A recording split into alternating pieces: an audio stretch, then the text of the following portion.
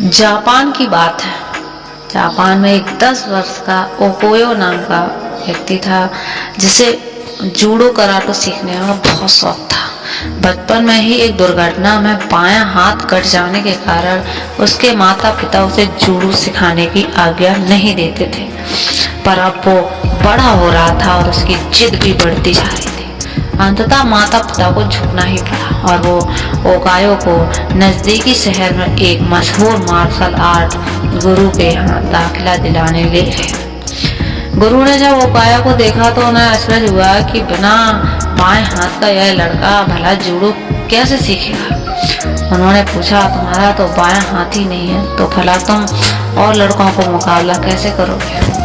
ये बताना तो आपका काम है, ओकायो ने कहा। मैं तो बस इतना जानता हूँ कि मुझे कभी सभी को हराना है और एक दिन खुद सेंसेई मास्टर बनना है। गुरु उसकी सीखने की दृढ़ इच्छा शक्ति से काफी प्रभावित हुए और बोले, ठीक है, मैं तुम्हें सिखाऊंगा, लेकिन एक शर्त है, तुम मेरे एक निर्देश का पालन करोगे और उसमें दृढ़ विश्वास रखोगे। ओकायो ने सहमति से गुरु के समक्ष अपना सर झुका दिया।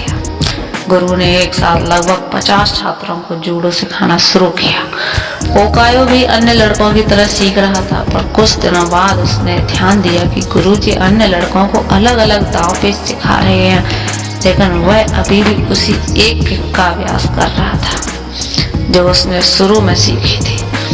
उससे रहा नहीं गया और उसने गुरु से पूछा, गुरुजी, आप अन्य लड़कों को नई नई चीजें सिखा रहे हो, पर मैं अभी भी बस एक ही किक मारने का अभ्यास कर रहा हूँ, क्या मुझे और चीजें नहीं सीखनी चाहिए? गुरुजी बोले, तुम्हें बस इसी एक किक का महारत हासिल करने की आवश्यकता है, और वो आगे बढ़ गए। ओकायो को विस्मय हुआ, पर उसे अपने गुरु पे पूर्ण विश्वास था और फिर अभ्यास में जुट गया। समय बीतता गया और देखते देखते 2 साल गुजर गए, पर ओकायो उसी एक किक का अभ्यास कर रहा था। एक बार फिर ओकायो को चिंता होने लगी और उसने गुरु से कहा, क्या अभी भी मैं बहस यही करता रहूंगा और बाकी सभी नई तकनीकों में पारंगत होते रहेंगे? गुरुजी बोले, तुम्हें मुझ पे यकीन है तो अभ्यास जारी रखो। ओकायो ने गुरु की आज्ञा का पालन करते हुए बिना कोई प्रश्न पूछे अगले 6 साल तक उसी एक किक का अभ्यास जारी रखा। सभी को जूडो सीखते 8 साल हो चुके थे। तभी एक दिन गुरुजी ने सभी शिष्यों को बुलाया और बोला, मुझे आपको जो ज्ञान देना था वो मैं दे चुका हूँ, और अब गुरुकुल की परंपरा के अनुसार सबसे अच्छे शिष्य का चुनाव एक प्रतिस्पर्धा में माध्यम से किया जाएगा, जो उसमें विजयी होने वाले शिष्य को सेंसेई की उपाधि में सम्मानित किया जाएगा। प्रतिस्पर्धा आरंभ हुई। गुरुजी ओकायो को उसके पहले मैच में हिस्सा लेने के लिए आवाज दी। ओकायो ने लड़ना शुरू किया और खुद को आश्चर्यचकित करते हुए उसने अपने पहले 2 मैच बड़ी आसानी से जीत लिया। तीसरा मैच थोड़ा कठिन था, लेकिन कुछ संघर्ष के बाद विरोध ने कुछ क्षणों के लिए अपना ध्यान उस पर हटा दिया।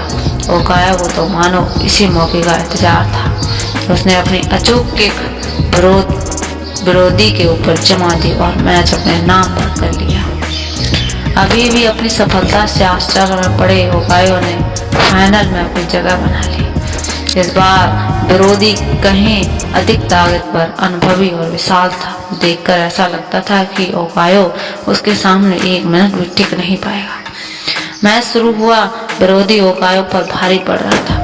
रेफरी ने मैच रोककर विरोधी को विजेता घोषित करने का प्रस्ताव रखा, लेकिन तभी गुरुजी ने उसे रोकते हुआ कहा, नहीं, मैच पूरा चलेगा।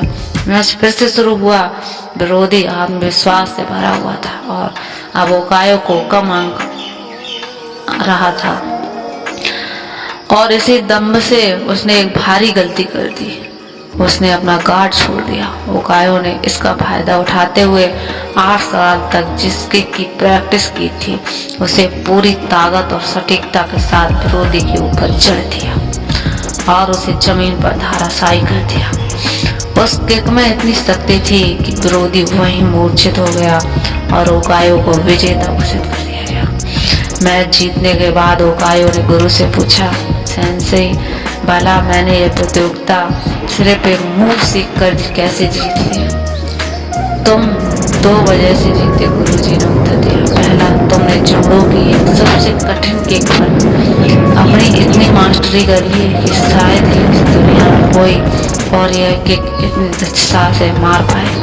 और दूसरा, इस किक से बचने का एक ही उपाय है और वह है विरोधी के बाएं हाथ को पकड़कर उसे जमीन पर गिराना। ओकायो समझ चुका था कि आज उसकी सबसे बड़ी कमजोरी ही उसकी सबसे बड़ी ताकत बन चुकी है।